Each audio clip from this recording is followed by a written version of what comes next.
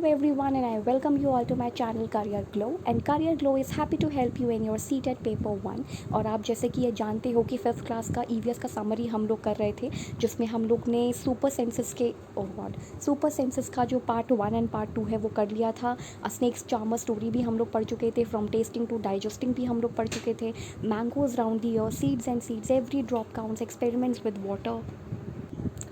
Part 1 and part 2 में हम लोग एक्सपेरिमेंट्स विद वाटर भी पढ़ चुके थे। और आज का जो चैप्टर है वो होगा अ ट्रीट फॉर मस्किटोज़, यानी कि मस्किटोज़ के लिए क्या कोई ट्रीटमेंट है क्या, तो वो इस चीज़ के ऊपर चैप्टर है। तो चलते हैं हम अपने उस वाले चैप्टर के ऊपर, अ ट्रीट फॉर मस्किटो, और पढ़ते हैं कि इसमें कितने ज़्यादा इंपॉर्टेंट चीज़ों के बारे में बात की हुई है। सो अ ट्रीट फॉर मस्किटो वाला जो आपका चैप्टर है, इसमें है कि यहाँ पर ना मलेरिया हो जाता है एक बच्चे को।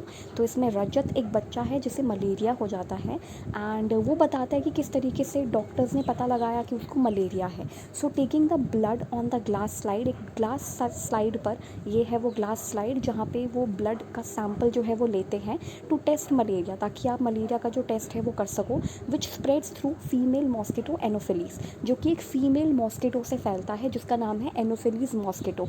ये कोई मेल मॉस्किटो से नहीं, ये फीमेल मॉस्किटो से ही फैलेगा। ये बहुत इंपॉर्टेंट टॉपिक है और ये बहुत इंपॉर्टेंट क्वेश्चन यहाँ से बन सकता है कि मेल मॉस्किटो एनोफिलीज से फैलता है या फीमेल, तो फीमेल पे टिक करना है। सो जो मलेरिया होता है वो फीमेल मॉस्किटो एनोफिलीज से फैलता है।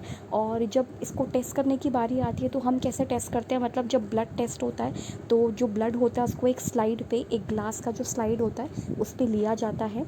एंड जब भी आपको मलेरिया होता है ना तो आपको फीवरिश फील होता है, मतलब आपको फीवर होता है, बुखार होता है। एंड मलेरिया ऐसा नहीं कि किसी भी जो मस्किटो से फैल जाएगा, वो केवल और केवल फीमेल मस्किटो एनोफिलीज से फैलेगा। And malaria spreads only by the disease carrying mosquito. और जो मलेरिया होता है वो किससे स्प्रेड होता है, एक डिज़ीज़ कैरिंग मस्किटो होता है, मतलब जो भी उस डिज़ीज़ को कैरी करता है उसी मस्किटो से ये फैलता है। अब ये देखा कैसे जाता है, आप ब्लड के बारे में आप कैसे, मतलब जब ब्लड टेस्ट होता है तो कैसे पता चलता है कि जो है ये ब्लड जो है उसमें कुछ, मतलब ये, मतलब थोड़ा आप मान लो कि कंटामिनेटेड है या कुछ यहाँ पे कोई डिज़ीज़ है या कुछ, कैसी चीज़ें कैसे देखोगे कि ब्लड के सैंपल से पता चले कि मलेरिया है, तो माइक्रोस्कोप की मदद से, जिसे हम सूक्ष्मदर्शी भी कहते हैं। सो यहाँ लिखा है the microscope makes things look 1000 times bigger, मतलब एक जो छोटी सी चीज़ है ना वो आपको बहुत ज़्यादा बड़ी लगेगी। And there are some microscopes, और कुछ ऐसे माइक्रोस्कोप्स हैं which make things look even more bigger, जो चीज़ों को कुछ ज़्यादा ही बढ़ा के दिखाते हैं तो हम ज़्यादा चीज़ों को क्लियरली देख पाते हैं। इसके अलावा जब भी आपको मलेरिया होता है तो आपको हाई फीवर होता है, एंड जो फीवर होता है वो शिवरिंग के साथ आता है, मतलब आपको बहुत ज़्यादा कपकपी जो होती है, मतलब काँपते रहते हो आप, राइट। तो यहाँ पे लिखा है the fever came with bouts of shivering, मतलब आपको बहुत ज़्यादा शिवरिंग होती है। And following are some other diseases which can be caused by mosquito bite. अब ज़रूरी नहीं है कि मस्किटो ने अगर आपको काटा है तो हमेशा आपको डिजीज़ होगा, पहली बात तो ज़रूरी नहीं है, क्योंकि नॉर्मल मस्किटो भी काटते हैं, आप थोड़ा सा उस पर, मतलब आपको इचिंग होती है एंड फिर ठीक हो जाता है।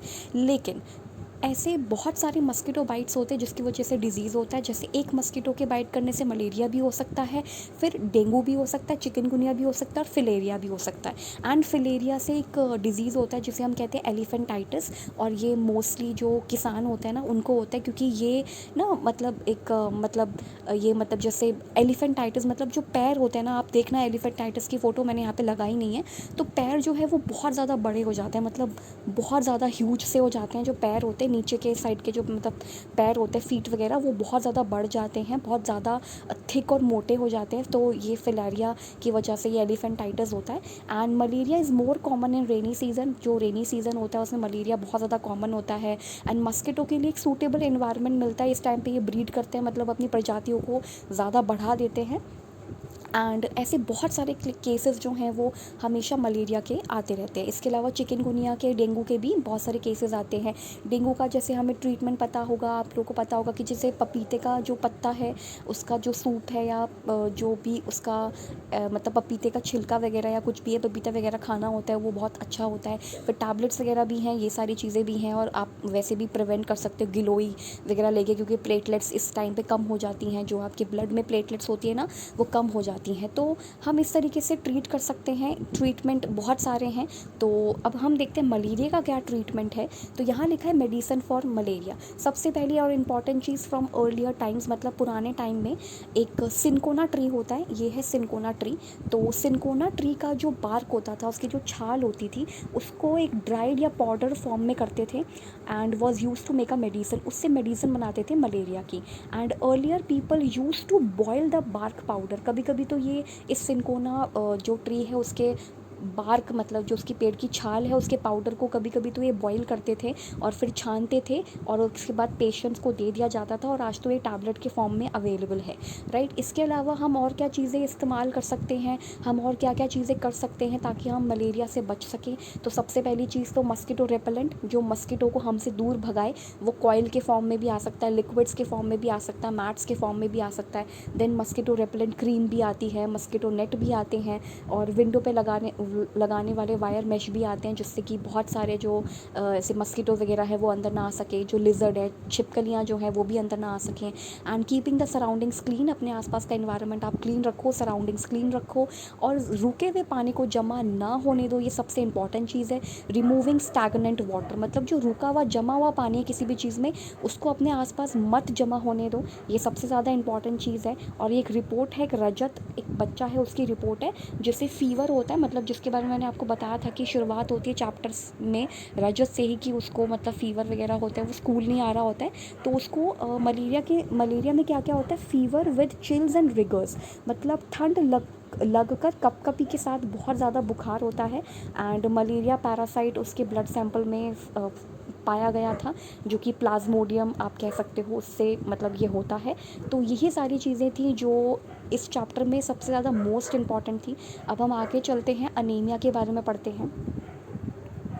तो यहाँ तक हमें क्या क्या समझ में आ गया, यहाँ तक हमें ये सारी चीज़ें क्लियर हो गई कि किस तरीके से आपने ट्रीटमेंट करना है। और मतलब जब भी मस्कीटो आपको बाइट कर ले, कुछ नॉर्मल मस्कीटो भी होते हैं जो बाइट कर लें तो कुछ नहीं होता है, लेकिन अगर फीमेल मस्कीटो एनोफिलीज़ ने आपको बाइट कर लिया है तो फिर मलेरिया हो सकता है, जो आप ब्लड टेस्ट कराओगे तो आपको पता चल जाएगा। और इसके अलावा माइक्रोस्कोप एक बहुत इंपॉर्टेंट चीज़ है, छोटी सी चीज़ को बहुत ज़्यादा बड़ा दिखाती है। इसके अलावा जब भी आपको मलेरिया होता है तो बहुत ज़्यादा शिवरिंग होती है बॉडी में। एंड इसके अलावा बहुत सारे जब मस्कीटोज़ जो हैं वो आपको काटते हैं तो उससे बहुत सारे डिजीज़ेज़ होते हैं, लाइक डेंगू भी हो जाता है, चिकनगुनिया, फलेरिया वगैरह, ये सारी चीज़ें हो जाती हैं। मलेरिया रेनी सीज़न में बहुत ज़्यादा कॉमन है क्योंकि इस टाइम पे वो ब्रीड करते हैं। एंड ये सारे मेजर्स हमने पढ़ ली कि कौन कौन से मेजर हैं जिससे कि आप मलेरिया से जो है अपने आप को प्रिवेंट कर सकते हो। और ये सिनकोना बार्क ट्री का पाउडर है, यहाँ पे लिखा भी है सिनकोना बार्क पाउडर, जो कि अच्छा है मेडिसिन के तौर पे। अब हम पढ़ने वाले हैं अनीमिया के बारे में, और ये सबसे ज़्यादा इंपॉर्टेंट है। इसका मतलब क्या होता है, means that there is less haemoglobin. सबसे इंपॉर्टेंट चीज़, ब्लड में हीमोग्लोबिन होता है, राइट। और जब भी आपका ब्लड का हीमोग्लोबिन जो है वो कम हो जाए, डिक्रीज़ हो जाए, या ब्लड में आयरन की कमी हो जाए तो आपको अनीमिया हो जाएगा। एंड हमें अनीमिया को ट्रीट करने के लिए गुड़ खाना चाहिए, दैट मीन्स जैगरी खानी चाहिए, आंवला खाना चाहिए, एंड ग्रीन लीफी वेजिटेबल जितना हो सके उतना खाना चाहिए क्योंकि उसमें बहुत सारा आयरन होता है। इसके अलावा एक क्वेश्चन मुझे लगता है कि अभी तक पूछा नहीं गया लेकिन पूछा जा सकता है, और वो ये है कि मिनिमम हीमोग्लोबिन जो चाहिए, लेवल रिक्वायर्ड इन ब्लड, तो जो मिनिमम हीमोग्लोबिन का लेवल होना चाहिए ब्लड में वो कितना होना चाहिए, तो 12 ग्राम पर डेसीलीटर। तो मैंने यहाँ पे लिखा है 12, मतलब ये GM/DL का मतलब क्या होता है, ग्राम्स पर डेसीलीटर। और जितना ज़्यादा हो सके आपको green leafy vegetable like spinach, lettuce and cabbage वगैरह ये सब खाना चाहिए क्योंकि इसमें बहुत ज़्यादा आयरन होता है। तो अगर किसी इंसान को, किसी बच्चे को अनीमिया जो है वो सब हो जाए तो आपको उसे ग्रीन लीफी वेजिटेबल्स जो हैं ये सब खिलाने चाहिए। इसके अलावा जो भी सरकारी स्कूल है वहाँ पर तो आयरन की टैबलेट्स वगैरह जो है वो भी दी जाती है, आई गेस एवरी वेडनेसडे दी जाती है, सो दैट बच्चे में आयरन की कमी ना हो एंड मतलब ब्लड में जो हीमोग्लोबिन लेवल है वो उसमें कमी ना हो। और अगर आप ये रिपोर्ट देखोगे ना, आरती की रिपोर्ट देखो, ये इसमें है कि ये पहले बात तो डेट देखो 20/6/2007 एंड 15/9/2007, यानी कि 3 महीने का गैप में उसका 8 ग्राम डेसीलीटर से 10.5 ग्राम डेसीलीटर तक बढ़ चुका है। और धीरे धीरे अगर ऐसे ही 3 महीने और अच्छे से वो ये सारी चीज़ें खाएँ ना, मतलब जैगरी, आंवला, ग्रीन लीफी वेजिटेबल्स और ये सारी चीज़ें, तो नेक्स्ट 3 महीने में, मतलब नेक्स्ट 3 मंथ्स में, यानी कि पूरा 2008 में वो एनेमिक जो है वो नहीं रहेगी और वो अच्छे से बढ़ जाएगा। इतना होना चाहिए, एटलीस्ट 12 से 16 ग्राम पर डेसीलीटर तो होना चाहिए, लेकिन मिनिमम कितना चाहिए, 12 चाहिए। अब हम एक रिपोर्ट पढ़ लेते हैं। यहाँ पर एक रिपोर्ट है, 17 नवंबर 2007 में रिपोर्ट आई थी, जिसमें thousands of children studying in the municipal corporation, मतलब एमसीडी के स्कूल में पढ़ते थे जो बच्चे थे, उनको अनीमिया हो गया था दिल्ली में। एंड मतलब दिल्ली का स्कूल है यहाँ पे एमसीडी का, तो उसमें बच्चों को अनीमिया हो गया था, मतलब हीमोग्लोबिन लेवल कम हो गया था। And this is affecting both, उनका फिजिकल एंड मेंटल दोनों हेल्थ बहुत ज़्यादा अफेक्ट हो रहा था। मतलब फिजिकली भी बच्चा कुछ जो है वो नहीं कर पाता था, कोई एक्टिविटीज़ नहीं हो पा रही है, मेंटली वो फिट नहीं है, बात नहीं कर पा रहा है। And due to anaemia children do not grow well, और अच्छे से ग्रो भी नहीं कर पाता, किसी चीज़ में मन नहीं लगता, तो मेंटली हेल्थ अच्छी नहीं थी बच्चों की। एंड एनर्जी लेवल भी बहुत ज़्यादा लो हो जाता है। And this also affect their ability, इससे वो बेचारे बच्चे पढ़ नहीं पाते थे, अच्छे से नहीं पढ़ पाते थे। और लेकिन अब क्या हो रहा है कि हर स्कूल में हेल्थ चेकअप होते हैं। Now health checkups are being done in schools and health cards are being made for all the children. मुझे अभी भी याद है कि when I was in like Kendriya Vidyalaya में जब मैं पढ़ती थी, तो उस टाइम पे मतलब एवरी टाइम, चाहे आप छोटे हो बड़े हो, आपका टेस्ट तो होना है। एक येलो कलर का कार्ड टाइप होता था, तो एक येलो कलर का कार्ड होता था जिसमें आपका वेट होता था और आपका हाइट वगैरह ये सारी चीज़ें। एंड वहाँ पे नर्स एंड डॉक्टर्स जो थे वो आते थे और चेकअप करते थे, आई साइट वगैरह ये सारी चीज़ों का। तो अब जो है हेल्थ चेकअप्स होते रहते हैं, ये होना भी चाहिए। And anaemic children are also being given iron tablets भी उनको दी जाती थी, तो ये बहुत इंपॉर्टेंट चीज़ है। अनीमिया से बहुत सारी प्रॉब्लम्स हो सकती है, आप बहुत ज़्यादा वीक फील कर सकते हो, तो इसके लिए गवर्नमेंट ने ये स्टेप्स उठाए, राइट। तो बच्चों के मतलब उसमें उन्होंने थोड़ा चेकअप वगैरह किया। इसके अलावा यहाँ पे लिखा है, आर यू इन्वाइटिंग मस्किटोज़, क्या आप मस्किटो को इन्वाइट कर रहे हो, क्या आप उन्हें न्योता दे रहे हो कि आइए और हमें काट लीजिए और हमारे आसपास रहिए। तो ऐसा तो कोई नहीं करना चाहता, इसलिए ये वाला पोस्टर लगाया हुआ है, बीवेयर। किस चीज़ से बीवेयर रहना है, किस चीज़ से अवेयर रहना है, दे स्प्रेड मलेरिया, यानी कि मस्किटो से हमें अवेयर रहना है, क्योंकि वो मलेरिया फैलाते हैं, डेंगू फैलाते हैं, चिकनगुनिया फैलाते हैं। Now don't let water collect around your house. पहली बात तो आप लोगों को भी ध्यान में रखना है कि अपने आसपास पानी जमा होने नहीं देना है, मतलब जो भी बेकार के पॉट वगैरह या ये सब चीज़ें पड़े हुए हैं उसमें बिल्कुल भी पिट्स में पानी नहीं होना चाहिए, क्योंकि वहाँ पे ना ये जो अपने अंडे देते हैं, जो मस्किटोज़ होते हैं अपने अंडे देते हैं। Keep the water pots cooler tank हमेशा क्लीन रखो, उसमें मिट्टी का तेल जो होता है ना, यहाँ पे लिखा है spray kerosene if water has collected at some place, तो केरोसिन ऑयल डाल के रखो, और पहले मिट्टी का तेल आता था वो डाल के रखो। They should be dried every week, हर एक मतलब एक हफ्ते में एक बार तो एटलीस्ट उसको ड्राई रखो। Use mosquito nets to protect yourself, अपने आप को बचाने के लिए मस्किटो नेट का इस्तेमाल करो। तो ये सारी चीज़ें अगर आप अपने आसपास करोगे ना, तो इससे होगा क्या कि मस्किटो जो है वो आपको नहीं बाइट करेगा, और जो फूल मतलब जो पत्ते वत्ते होते हैं आपको उनको भी थोड़ा बहुत साफ़ रखना है, उससे भी बहुत ज़्यादा मच्छर जो हैं वो हो जाते हैं। तो अब हम पढ़ते हैं लार्वा के बारे में। तो ये है लार्वा, कैसा दिखता है ये। तो जो ये लार्वा होता है ये थ्रेड लाइक ग्रे कलर का एक स्ट्रक्चर जैसा दिखता है, एंड ये बिल्कुल भी नहीं लगता कि ये मस्किटो है। पहली बात तो ये बिल्कुल भी मस्किटो जैसे नहीं लगते। यहाँ लिखा है larva they are baby mosquitoes but they don't look like mosquitoes at all, ये बिल्कुल भी मच्छर जैसा नहीं दिखता। एंड लार्वा जो होता है वो ग्रे कलर का थिंग जैसा, मतलब एक ग्रे कलर का जैसा थ्रेड लाइक स्ट्रक्चर होता है, कुछ ऐसा स्ट्रक्चर सा होता है। And these had come out of the eggs which mosquito ले इन द वाटर। तो जो मस्किटो होता है वो पानी में जो अंडे देता है ना, उसमें से ये निकलते हैं, इनको लार्वा कहते हैं। एंड इतना ही था इसके बारे में। इसके अलावा जो फ्लाइज़ होती है ना, फ्लाइज़ मतलब जो मक्खियाँ होती हैं वो काटती तो नहीं है। फ्लाइज ऑल्सो स्प्रेड डिजीज़ेज़, वो भी डिजीज़ेज़ फैलाती है, बट दे डोंट बाइट, लेकिन वो काटती नहीं है। लेकिन वो स्टमक प्रॉब्लम जो है वो बहुत सारी स्टमक प्रॉब्लम्स आपको दे देती हैं। जैसे कि अगर मैं ये बताऊँ आपको, यहाँ लिखा है फॉलोइंग डिजीज़ेज़, ये मैंने खुद से ऐड किया है क्योंकि एक क्वेश्चन था एनसीईआरटी में, तो उस हिसाब से ये इंपॉर्टेंट हो गया कि following diseases are spread by flies भी डिसेंट्री, कॉलेरा, टाइफॉइड, एंथ्रेक्स जो मेनली एनिमल्स में होता है और फिर एनिमल से हमारे में फैल जाता है एंथ्रेक्स, वो करवाती हैं, मतलब ये डिजीज़ स्प्रेड करती हैं। एंड ऑल्सो मतलब ये जो when a fly sits on contaminated material, किसी कंटामिनेटेड बेकार से चीज़ पे अगर बैठ जाए तो हार्मफुल जर्म्स जो हैं उसके पैर में चिपक जाते हैं, और जब वो सेम फ्लाई जो है किसी खाने पे बैठ जाए तो वो जर्म्स को ट्रांसफ़र कर देती है और जो डिज़ीज़ है वो फैला देती है। अब यहाँ पर एक चीज़ बहुत ज़्यादा इम्पॉर्टेंट है और वो ये है कि मतलब जैसे जो फ्लाइज़ होती हैं, जैसे हमने बताया ना कि वो बाइट तो नहीं करती पर डिजीज़ेस फैला देती हैं। इन तरह के डिजीज़ेस जैसे टाइफाइड हो गया, डिसेंट्री हो गया, ये सब बुक में लिखा नहीं है, राइट। ये मैंने आपको बताया कि ये जो भी मैंने आपको बताया है वो सारा कुछ चीज़ें, मतलब ये वाला स्पेशली ये चीज़ तो लिखा हुआ है कि स्टमक प्रॉब्लम्स जो हैं वो हो जाती हैं, बट कौन कौन से डिजीज़ेस फैलाती हैं ये नहीं लिखा था। ये बस यहाँ पे क्वेश्चन था कि फाइंड आउट करना है आपको कि कौन कौन, मतलब जो फ्लाइज़ होती हैं वो कौन कौन से डिजीज़ेस फैलाती हैं, तो मैंने यहाँ पे लिख दिया ताकि अगर क्वेश्चन आ जाए तो फिर आप लोग टैकल कर लो इस चीज़ को।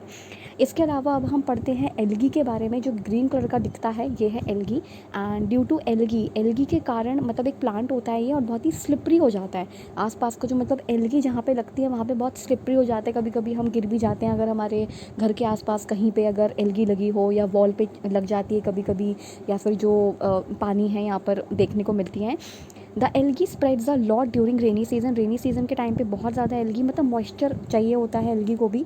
We think that they are some kind of small plants that grow in water. ये कुछ प्लांट होते हैं जो पानी में उग जाते हैं, तो इनको हम एल्गी कहते हैं। इसके अलावा ये कुछ बता रखा है कि किस तरीके से मलेरिया जो होता है वो फैलता है, कैसे वो हमारे रेड ब्लड सेल्स को इन्फेक्ट करता है। हालांकि ये पिक्चर मैंने लगा दिया है बट ये उतना इंपॉर्टेंट नहीं था क्योंकि बच्चों को नहीं पता ना रेड ब्लड सेल्स क्या है और ये सारी चीज़ें।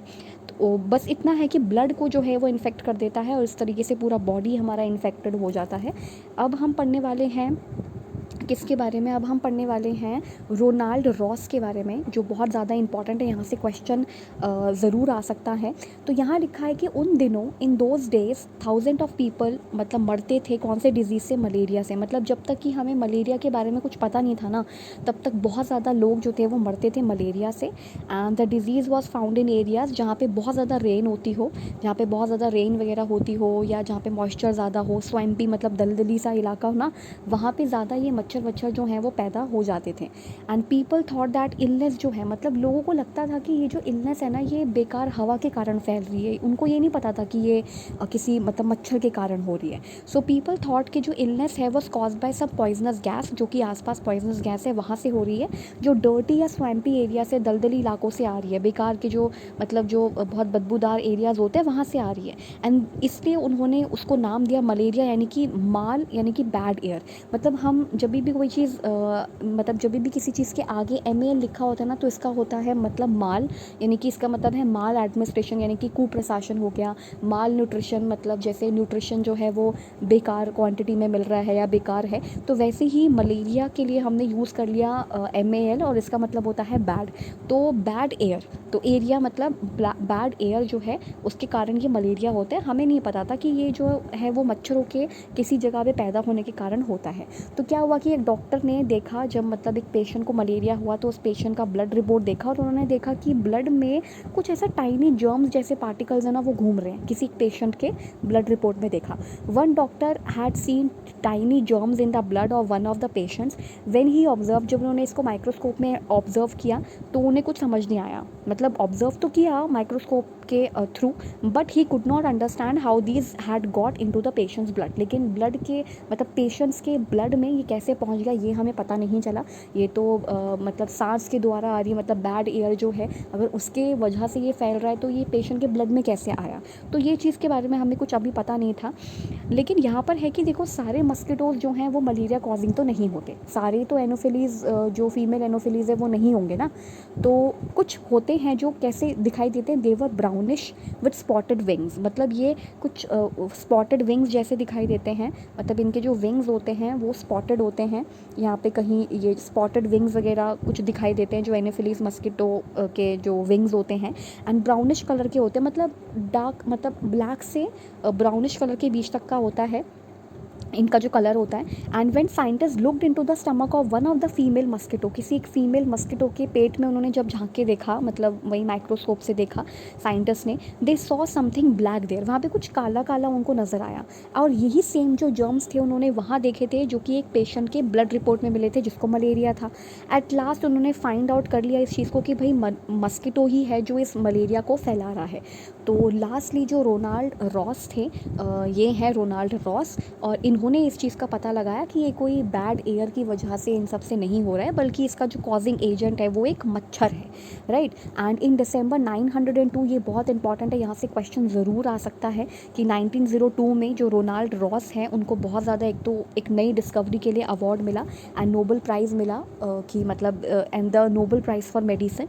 एंड 1905 में जब वो मतलब मर रहे थे तो उनके लास्ट शब्द क्या थे, इवन एज ही ले डाइंग, जब वो उनकी मतलब उसके कागार पर थे तो उनके लास्ट वर्ड्स थे क्या, आई विल फाइंड समथिंग, कि मैं कुछ ढूंढूंगा and I will find something new, मैं अभी भी कुछ नया जो है वो ढूंढ लूँगा। जबकि वो उस टाइम पे मरने की हालत में थे, या मतलब उनका अंतिम सांसें जो भी आप कह लो वो चल रही थी, फिर भी उन्होंने यही बोला, मतलब आप स्पिरिट देखो, इंसान की स्पिरिट देखो कि जब उसने कुछ चीज़ खोज ली, उसने कोई डिस्कवरी कर ली, तो किस तरीके से वो कह रहा है कि मैं कुछ नया ढूंढूंगा। तो उन्होंने एक बहुत बढ़िया डिस्कवरी दी हमें, और ऐसे ही बच्चों को भी हमें न्यू जो डिस्कवरीज़ हैं वो बतानी चाहिए। लाइक एक और चीज़ है इसके अंदर, मतलब यहाँ के जो मतलब इसी एक कहीं एक्सपेरिमेंट्स में एक चीज़ बोली गई थी कि जैसे जब भी मलेरिया का ब्लड टेस्ट रिपोर्ट देखते हैं तो आपका 2 से 3 ड्रॉप जो ब्लड है वो निकाल लेते हैं, लेकिन जैसे ही अनीमिया का टेस्ट होता है तो एक सिरिंज फुल ऑफ ब्लड जो है निकाल लिया जाता है। तो यही कुछ यहाँ पे चीज़ें थी। इसके अलावा हम अब चैप्टर को एंड करते हैं, और ये चैप्टर जो है वो ख़त्म हो चुका है, अ ट्रीट फॉर मस्किटो, और ये चैप्टर का समरी आप तक पहुँच चुका है मेरे एंड से, और बहुत अच्छे से मेरे यहाँ पे जितने भी नोट्स वगैरह हैं वो सब सारी चीज़ें लिखी हैं, आपको पता ही होगा। ये सारा एकदम पिक्चर वाइज सारी चीज़ें आपको बताया है, एनीमिया एंड ब्लड रिपोर्ट्स भी आपके साथ मैंने शेयर करी हैं यहाँ पे। ये सारी ब्लड रिपोर्ट्स ये सब बुक के अंदर थी कि किस तरीके से ये सब चीज़ें हैं, ये स्लाइड्स वगैरह दिखा के मैंने इसको शो करने की कोशिश करी। तो काफ़ी अच्छे तरीके से मैंने यहाँ पे बहुत अच्छे एकदम टू द पॉइंट जो नोट्स हैं वो बनाए हैं। तो आप इसको ज़रूर कॉपी में लिखिए, सारे के सारे पॉइंट्स बनाते हुए चलिए, और आप अपने हिसाब से ये सारी चीज़ें जो है कर सकते हैं। Keep learning and keep discerning, and also आप सपोर्ट करिए करियर ग्लो को, ताकि वो आपके लिए ऐसे ही अच्छे जो लेक्चर्स है और ऐसे ही अच्छे जो आपके पार्ट 1 पार्ट 2 करके जितनी भी मतलब जो भी आप मुझे बुक्स मिलेंगी, जो भी ईवीएस से रिलेटेड कुछ सारे जो टॉपिक्स हैं उनको मैं कवर करने की कोशिश करूँगी। So keep watching my videos and thank you so much.